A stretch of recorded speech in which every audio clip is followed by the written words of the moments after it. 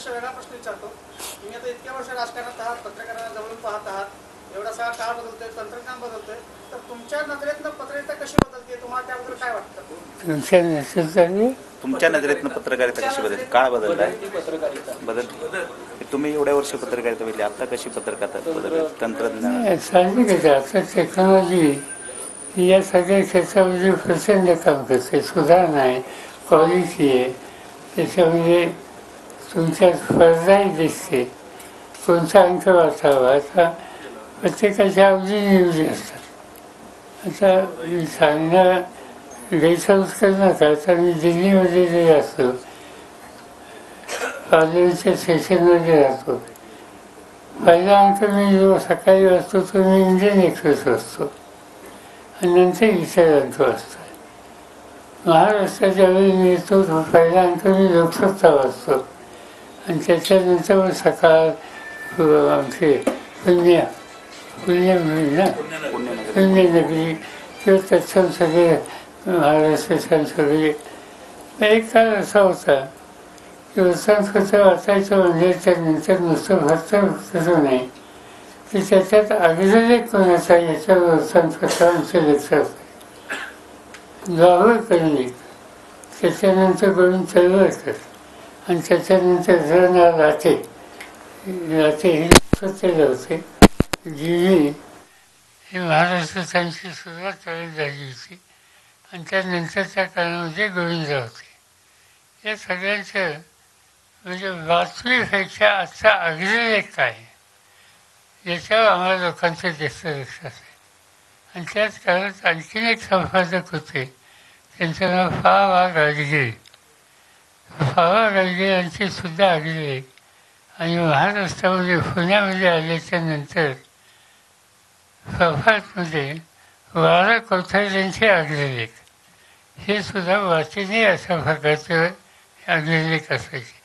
त्यामुळे वृत्तपत्राकडे बघत असताना माझा सुरुवातीचा दृष्टिकोन त्याचे संपादक आणि त्यांचे लिखाण आणि आज गोविंदरावनी काय लिहिलं आहे, तर जीवींनी आज काय लिहिलं आहे, एखादी घटना देशामध्ये घडली तर त्याचा औत्सुक्य असायचं.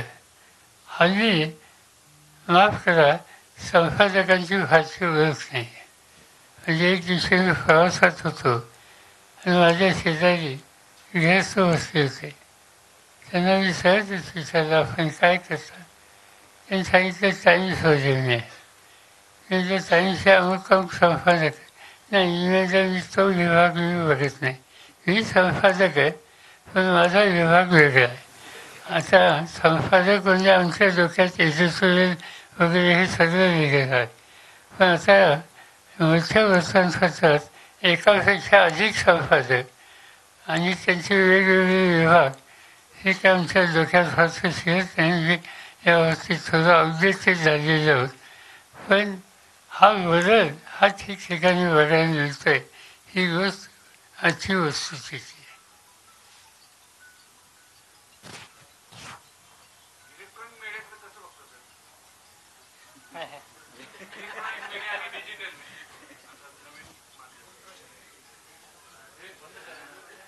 मला खरं तुम्हा लोकांची भयंकर काळजी वाटते. त्याला 2-3 कारण आहेत. आता मी दिल्लीमध्ये असतो त्यावेळेला एक दिल्लीच्या हवाचे थंडीच्या दिवसात प्रचंड थंडी, उन्हाळ्याच्या दिवसात प्रचंड उन्हाळा आणि काही घडलेलं असलं. समजा मी मुंबईवरून दिल्लीत गेलो, मे महिना आहे आणि माझ्या दाराशी 30-40 कॅमेरामॅन घेऊन उभे असतात आणि मला खरं सांगतो मला वाईट वाटतं. त्या उन्हामध्ये तासनतास दिवसाचे उभे असतात. आज ही इलेक्ट्रॉनिक मीडिया आणि तत्सम सगळे त्यांचे सहकारी हे तासनतास हे उजव डोक्यावर घेऊन आम्हा लोकांच्या मागं फरत असतात. हे चित्र कसं बदलायचं मला माहिती नाही, पण ही अस्वस्थता करणारे चित्र आहे. विशेषतः दक्षिणेतली काही राज्य आहेत तिथंही आणखीन चित्र गंभीर आहे.